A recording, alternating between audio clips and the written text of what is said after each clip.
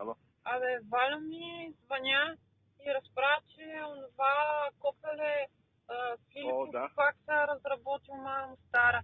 И какво става? То ние го знаем какво прави. Въпросът е, че се е набрал сили да се появил лично. Добре, а ти Значи къде това, си което трябва да направиме, отивам за пакетите до Търново и обратно, защото станало 1:30 и уния ще затворят в 5. Да взема да докарам пликовете, които са за седмицата и ще се прибера колко? 1:30, 2 часа, 3:30. 3:30. Добре, Валю ми разправя, че иска да разваляме сделката за бусовете. Той се похвали, не знам нарочно ли не съобразили, че има нова преписка или досъдебно, трябва да го проверим, по ЗОС. Нали? Помниш, че той беше направено дело, с което да прогласи, че нямаш право. Така, че са нищожни, нали, или какво беше? Да. Да, по ЗОС продажбата на всичко и установителен иск и насрещен иск срещу тебе и срещу Албена. Не? Това вече като иски лица. Да. И явно там му се случват нещо, му се случва.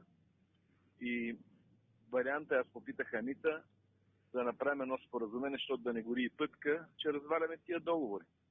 Така. И ги приложим при нужда. Защото явно сега ще почне да ни викат за това нещо да не разпитват. Ето, развалени са договорите до там. Това става дума за 10 коли. Да, ще ги купи през делото. За несъстоятелност. Ма то ще тръгне ли дело? През изпълнителното. Ще се купят. Същата работа. Защото тогава не си имала тия права пълните, нали? То сега да, ама тогава не. Даже не знам дали може да се сещам да ги изповидам. Сега отново се похарчат 1000 лева такси, вече като си с пълните права. Сега ще питам дали така мога да стане. Чакай, обясни пак, че не можах да те разбера. Атакува ЗОЗа за това, че ти нямаш право да встъпваш да предаваш движимите вещи, нали, да пристъпваш към изпълнение, тъй като тогава не си имала права. Така. Някъде и така, и не е така. И за да не ни търсят отговорности на тебе и на Пътка, чистия вариант да ги развалим. Така. Не се вписва нотариално. Решили сме, развалим. Да, извън съдебно. Такси, извън съдебно към оная дата. И като повика следователя, явище тук, ние сме го развалили. Установихме го и така. Ма сега се сещам, като си говоря, че дали не може наново да ги направим към днешна дата, когато имаш вече правата. И пак да си стане. Само че към днешна дата. Ама това значи ли, че трябва да първо да ги развалиме и после наново да направим сделката? Да. Ще ги развалим, ще ги анулираме.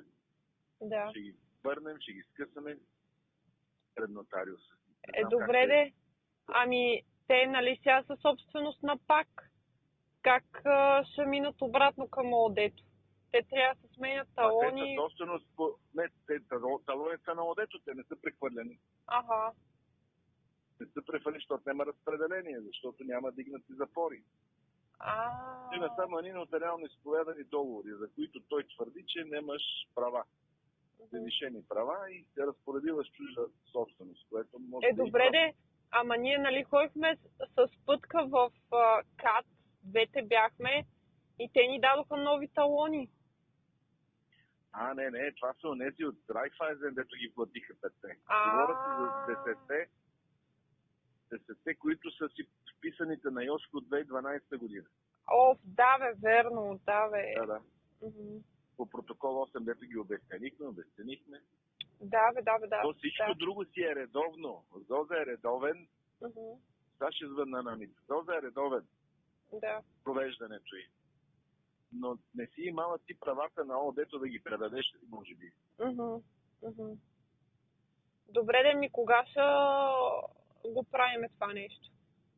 Ще звънна на Анита, кога и явно утре трябва да го направим. Не трябва да губим никакво време. Да, точно това е, защото той до капут не спи и му мисли денонощно главата каква мръсотия да направи. Да, щом се дойде и се изхвърли и се хвали. Ами всичките други неща, дето си ги знаеш, нали? Как дошла обратно в завода, какво беше стои? Комплекта там, холния комплект. Бил донесен обратно, докато завела някаква ревизия и майката му забранила да не пуши, да си му пуши, да не опусти гарнитурата, холната гарнитура, част от се какво. Такива работи. Да. Като звучи истински, явно е бил там. Беше, аз се го спомням, бяхме малки, ама то така си стана, той изнесе от къщи и това. И така много му се объркват нещата, което ще го изнерви и ще го кара да прави всякакви други щуроти.